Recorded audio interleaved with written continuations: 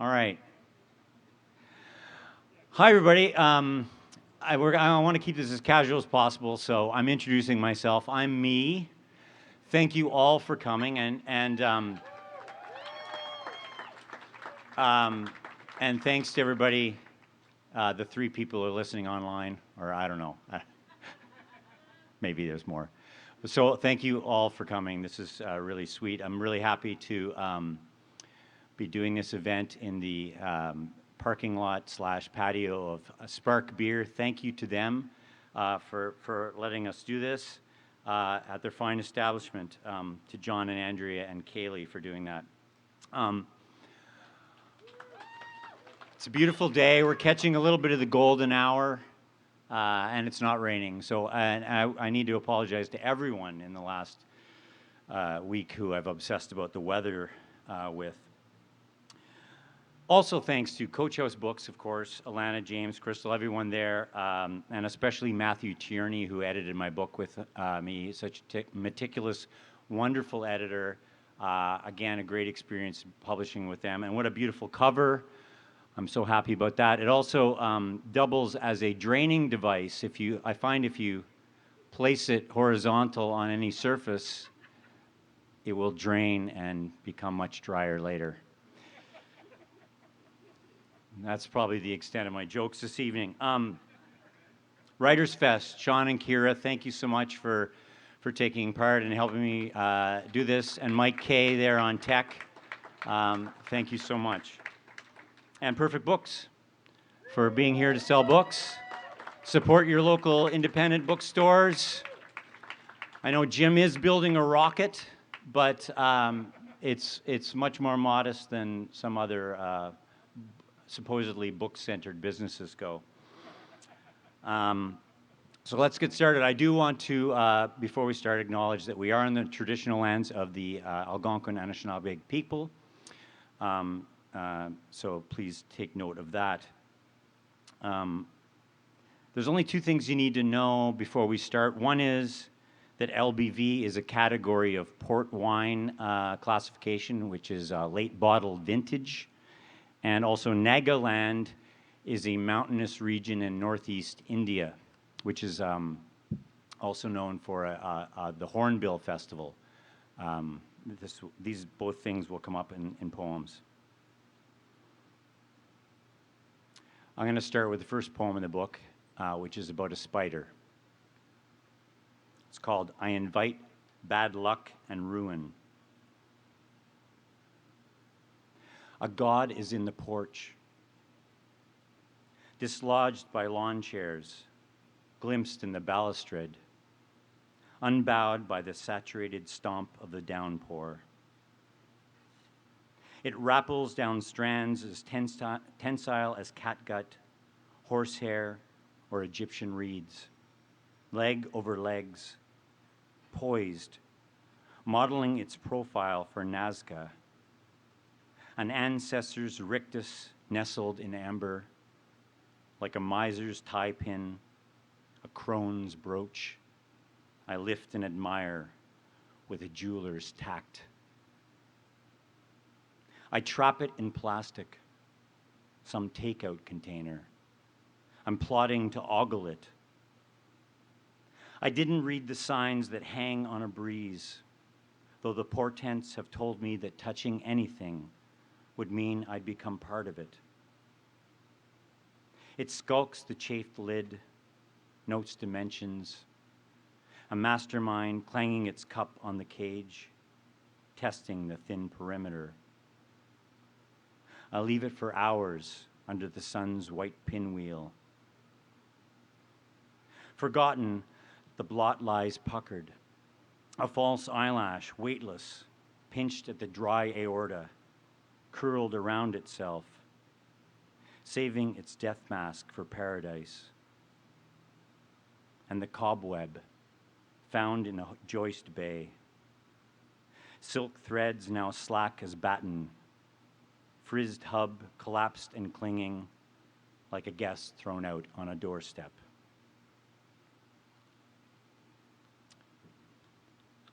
There's a number of what I'm calling 14-line poems in the book. And this, I think, is the first one of them, and it's called Distant. And I'd like to dedicate this reading to both my parents, who passed away before I finished the book. And I guess this poem sort of takes place in the house we grew up in. It's called Distant. Our earliest memories are hearsay, or Mom's, the one reliable witness. Most begin at floor level, before grammar. Table legs, linoleum, toddler push toy stalled at the carpet trim. Horse's mouth says, I used to chew the veranda's pine door frame. Or was that my sister? It's contrapuntal to exist and also recall. A trade between turmoil and rest. As any snow globe needs wrist-shaken Richters at the onset, then to be placed on a stable shelf to let grace fall. The lamp before bed delays dervish remorse. But we must reckon with a distant image of ourselves, sprawled and blubbing that the dog bit us. Night birthed the fates, morning the milk carton. Tell me, can anyone say where one self fails and another begins? Crickets. Thank you. It's always, I just realized it's going to be really dangerous to read that poem, because if somebody like shouts before that last word, I can't use the last word.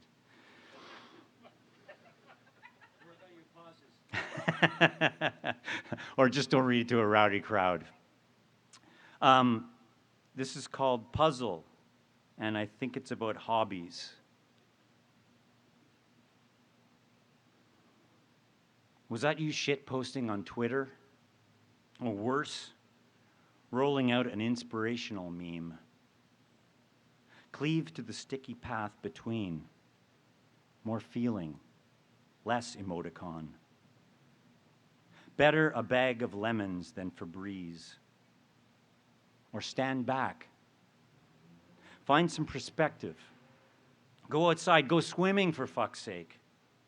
I'm no danger junkie, but a spell with a mountainside and carabiner would put some vitamin D in your stride. Wear sunscreen, please. Also, note Everest mishaps. Maybe a crossword puzzle is more your speed, or jigsaw. Knitting? Death is everywhere. Hobbies are projective, eerie, existential. In Nagaland, the winner ate 14 ghost peppers in the chili eating contest, then went knock-kneed and glassy-eyed, found fetal against a wall for the post-game interview. He spoke little English, but managed to convey his state. Very no. Props for essence. Me, I keep one eye open and one eye closed.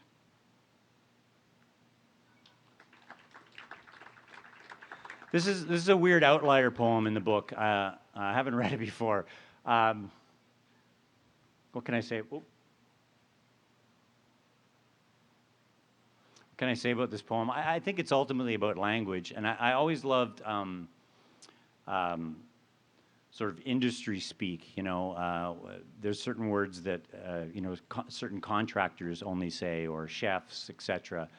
And I think I love the language that comes out of those things, and I also love certain critical groups. Like, I always love reading the Scotch descriptions in magazines. You know, I remember there was one I read where they said that the finish of a Scotch was 1970s action figure. I thought, I think they were trying a little too hard, but anyway, so I compiled this from some music magazines. It's called Album. Because Talk Talk is post-rock. Because Fela Kuti is Afrobeat. Because Sun Kill Moon is slowcore. Because Snail Mail is bedroom pop auteur. Because Ride is shoegazing. Because Bratmobile is Riot Girl. Because Public Enemy is hip-hop. Because Bad Bunny is Latin trap reggaeton. Because Waze Blood is lo-fi freak folk. Because St. Vincent is art pop avant funk. Because Merzbow is noise scene. Because Sunvolt is alt country. Because Dizzy Rascal is grime. Because Shona Knife is pop punk. Because Joy Division is dark wave. And this next poem, how it came about is I was reading Ginsberg's Howl for the first time in a number of years a little while back. And I think I started thinking it's not dated, but it sort of speaks to a certain generation's despair. And I just kind of felt like if it was written now, it would have a bit more of a global reach. So I was in a particular cynical mood, and I thought, you know, if Ginsberg wrote it now, how would he write it? So I sort of took a spontaneous stab at it, and then edited the hell out of it later. And don't worry, it's not quite as long, not even close. So it's the title is taken from the. It's an adaptation of the last line or a couple lines of Howl. So the title of the poem is, I walk dripping from a sea journey on the highway across America in tears to the door of your cottage in the western night. In sweat-wicking lycra, I keep afloat on plastic sludge, make landfall in the bleed of light pollution. I watch for smoke and skate the remains of the Keystone XL half-pipe. The end caps we use for beer steins. The flare stacks are tiki torches. I am post-millennial, post-XYZ, post-economy, post-black rhino and polar bear. I'm now and only here to party. No Wi-Fi, I jones for fresh apps, fraught and swiping the touchscreen for any old download. I pocket dial your landline and leave a 3-minute message of trash talk broken up by fabric scrubbing the mic. It's a prayer from the wastes of the cotton-mouthed and tongue-tied. I apologize. I'm packed up tight and should be upright and solid as a Billy bookcase, but there's no Allen key. I'm the West and the East. Mostly the West, but east of there, I can dream. I'm a shopping mall of desire and regret, trying to buy what they've got left before someone else gets their hands on it. Excess of the capitalist carcass, non-compostable trash of the factory outlet. I won't miss out. I'm all want. I'm the voice that complains but will not make the sacrifice. I'd like to improve my life. I crave Doritos and fall asleep. I wake super hungry. The dawn is a gold bar on the breeze blocks. I saw the most bored minds of my generation, so I hired a life coach who red flagged my goals. Tom Cruise, save us. Please jump from a rotor-damaged and burning chopper into the UN building through an impossibly narrow air duct and stop all the complacency, thank you. You have the secret codes, like this poem. I'm with you in LA, where you transform our notions of democracy into box office gold. You glide past a stylish tatter of crew neck, hooded leather and denim, but around here it's just normcore. I'm sorry for all the atrocities and ecosystem collapse. We'll try better next time. Fist bump. I'm out. Thank you. Just a couple more before I finish up. This is a poem about not wanting to get out of bed. It's called Otherwise. Today, I'd even postpone my procrastination to find some breathing space to consider how best to squander wasted hours. It's a conflict of disinterest. There's always something less to do before what should be happening otherwise. I thrive in the surplus, steeping like Pico. It might be okay to take a time out, hang back, to rubberneck the world's accident, and let some other less than innocent bystander persist with the jaws of life. It's nice here where there's nothing to do, paused on a pillow, provisional as the Rosetta hue on this bedroom wall. Showered, I dress and coast through the hallway onto the street. I think the memory foam has already forgotten me.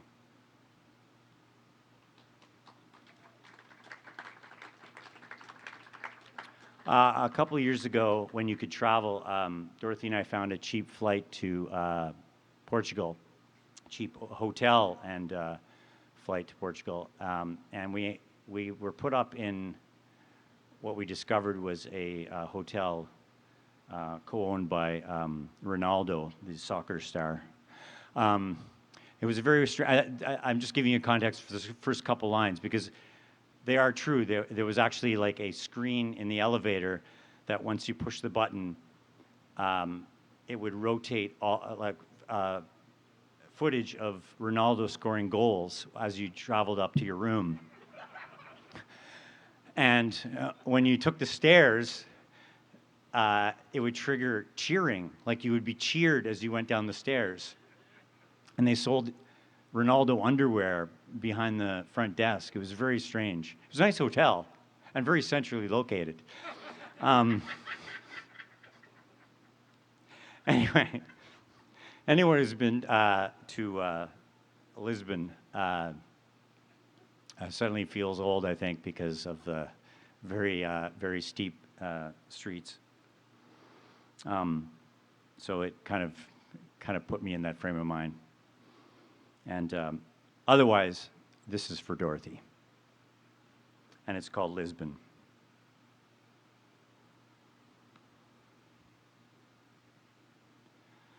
At the Ronaldo-owned hotel, his career highlights loop on the elevator wall. Canned cheering coruscates down the switchback stairs. A Greek god worms through his smirk, oblivious to hubris or change. Triumphal arch is shade from noon. On steep flagstones toward the crusade ramparts, my middle-aged throbbing shins track the Middle Ages. To wake from a nap, lower back balky, gray hair in the razor and around the modish sink. Cartilage crackles. I feel mortal as a suckling pig, but not as rich. Is this headache just the Vino Verde, the LBV, the trudge through Alfama? Is it too late to make this a love poem? I just got here and barely 2 lines left. Your form moves through slatted light, the best years saying, follow me. And so the first poem in the book is about clumsily killing something, and it's followed by the second poem in the book, which is about clumsily trying to save something. And it's called I Carry a Mouse to the Park Beside the Highway. I couldn't smash its quick life or leave it under the hammer slap of a metal wire. that poor change purse of bones who jingled for crumbs on our kitchen counter all summer from a station behind the stove where no one could reach through a dime-sized hole. I portioned the aged cheddar and, unsnapping the lid of the trap rigged with a humane, weight-triggered, one-way ramp, placed the bait inside. Wrapped in a jacket before dawn, I forced myself to be a silhouette. In sneakers, I rented 30 minutes from time. I lifted the tin palanquin, quivering mouse inside, its brief flight, a bumped spirit level across vacant intersections too early for joggers. Since each hour is a sickle with a fighting chance, I tested fate's etiquette and flattered the cat's mercy. I was thinking of the grass's traffic as I tipped the trap over between thin shoulder and scissoring headlights, near park gates, where the mouse's paws typed their way through a looping scribble of tomato vines, while all that hour, the sun's seeping bleach became a chandelier, and I turned for home, the morning's alarms, the news, wage, and email, no less, no more. And I think I'll end it there. Thank you all for coming here and online. Cheers, have a drink. Thanks again.